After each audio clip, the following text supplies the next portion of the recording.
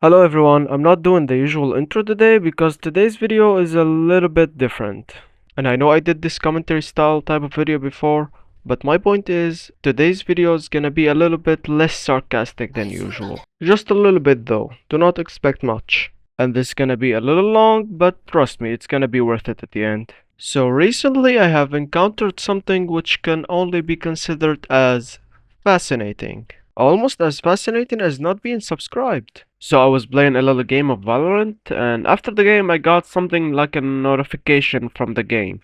At first I thought it was a report feedback, so I completely ignored it at first, and queued up to another game. But after the second game I got the same notification again. But this time I remembered I did not report anybody recently, so this is probably not a report feedback. And after looking closely, it turns out the game is asking me to take on a survey. I'm not gonna lie, at first I was going to completely ignore it and go to bed. But then I thought to myself, you know what? I have nothing else to do today. I'm not playing any more games. And if there's even a little hope that the game I'm playing might get a little better, then why the fuck not? Let's do it. And believe me, I know how dumb this sounds. So, at the start of the survey, they asked me about a few different characters and how familiar I am with those characters. Now, I might suck at the game and I might be playing only casually, but I have been playing this game for a while now, so I'm pretty familiar with all those characters.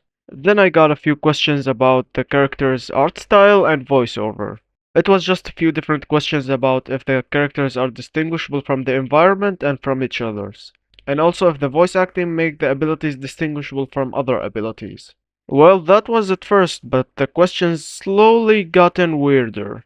And after a couple of character specific questions, I got a question if the voiceover for a specific character seems authentic to their nationality. So, in other words, they mean the accent. And as someone who have a thick accent, I do not appreciate that. Nah, I don't really care about the accent. As long as I'm understanding what the character is saying, I do not really have a problem with the accent. Funnily enough, the only character that I do not fully understand is a fucking English character. Buy stuff, ka-ching, little skrrr, then we're done. Yeah? I'm looking at you, Phoenix. Ah, come on, bruv. And then I got asked if the character design and voiceover are appealing to me, and if I want to see the characters in other media platforms. Honestly, I never thought of it before, but Cypher Dark Web Adventures seems pretty interesting right now. And then I got asked if the characters in the game support a variety of playstyles and if they support my playstyle, and if I also find the characters appealing. And in between those questions, I was asked if I think the character roster is diverse and inclusive enough. Oh no! القرينج! Now, I'm not gonna lie, when I read the word diverse, I thought they meant diverse in gameplay or game style. And then I read the word inclusive. At this moment, I realized what the question actually is. Like, I know some people care about this stuff, but I personally don't. I would even go as far to say that if you are playing a character just because that character is part of your community, be it race, sex, or whatever, then it's actually cringe. I can't believe I have to say it out loud, but if you are playing a character just because this character is part of your whatever, then it feels like you're favoriting a group of people over the other. And we do not do that here, because the only racism that is acceptable is hating the entire human race. And gingers, for some reason. And I kid you not, the next question was, please rate your satisfaction below regarding the Valorant agent roster diversity and representation in the following categories. Now, I'll explain in the end why they asking those questions instead of questions about the gameplay, but let me go through those few questions first. And the first category we have is disability. I'm guessing they're talking about Sova missing an eye, Breach missing two arms, and Chamber being French. There's also Fade players having Down syndrome. And don't worry, I know a Fade player so I can talk about it. I don't know what more disability representation you want, but actually, you know what? Scratch that. You know what would look really cool? A character on a fucking wheelchair. It will bring a new meaning to rolling down mid, and there will be no more run and gun, more like hit and run.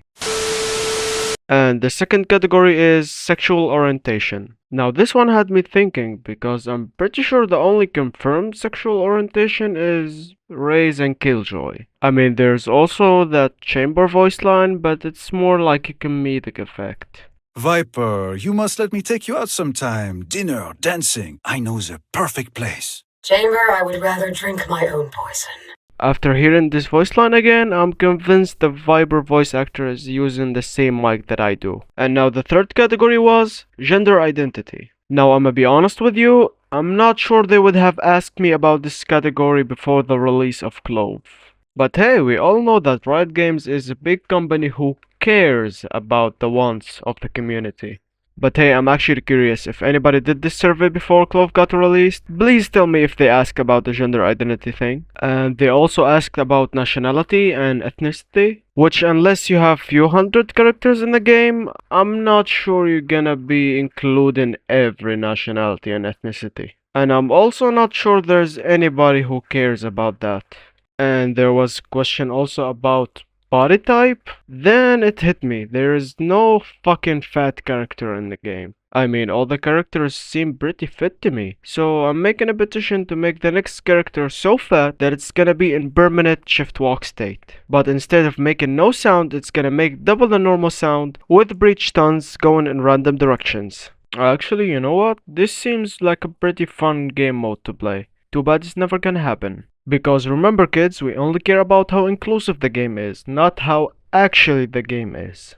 But don't worry, because one of the last few questions was, what is my age? Yes, they actually asked me after all of this about my age. Personally, I think you should have asked this question a little bit earlier, just to make sure you're not getting your information from a 12-year-old. But then again, the community is mostly made of 12-year-olds, so I do not blame you. And the last relevant question was them asking me to type in my gender. Yes, I actually said type in, which I find kinda offensive to dyslexic people. And I'm pretty sure they're just asking to make some people feel happy and included. Or to sell our information to ad companies, I don't know. Because I'm pretty sure you're also failing to see how this is relevant to the game. But just if you don't understand what I'm talking about, let me break it to you that whatever sex, race, or whatever the fuck you are doesn't make your opinion more or less important than others. And now you're probably asking me why you tell me this long ass story and wasting my time. Well, my friend, I'm not sure if you have noticed or not, but most of those questions have nothing to do with the gameplay. It might have been my fault for assuming that we'll be talking about the gameplay at some point. You know, the most important part of an online video game. But those were not just some random innocent questions. Because believe it or not, Valorant, Riot, and even their parent company Tencent are not those big heroes of the gaming industry that gonna make everyone happy and everyone is included and it's gonna be sunshines and rainbows and we're gonna live happily ever after. Oh no! القرينج! And I'm not hating on them right now because from a business standpoint, I completely understand what they're trying to do. Let's take this survey for example. You know, I already said it was my fault for assuming what the survey is gonna be about, but the survey is actually about how to make the game more appealing to newer players. You know, the more people playing the game, the more people gonna be buying skins. And if you're familiar with the game, you know that the only consistent thing they do is making new skins. Because it's more likely that you're gonna continue playing the game and investing in the game if you already have invested before. And this is working for a few reasons, one of them being the art style of the game and the abilities, which in the words of the Counter-Strike players make the game more cartoonish, which also make the game more appealing to casual players, which also make the community in general a little bit less aggressive than other online communities. Going back full circle again, making the game more appealing and friendly toward new players. And I'm saying this with a broken heart, but what also helping is the direct competition, Counter-Strike, being a complete fucking joke at the current state. So yeah, in the end I just wasted my time helping Riot entrap more people in their pyramid scheme looking ass game. But hey, if you reached this far into the video, you probably are a victim too. And we victims should stick together. So help me out and assault the fucking subscribe button so we can make more victims around the world. And just between of us, if you ever saw me getting into trouble because all of the shit I have been saying, just let me be.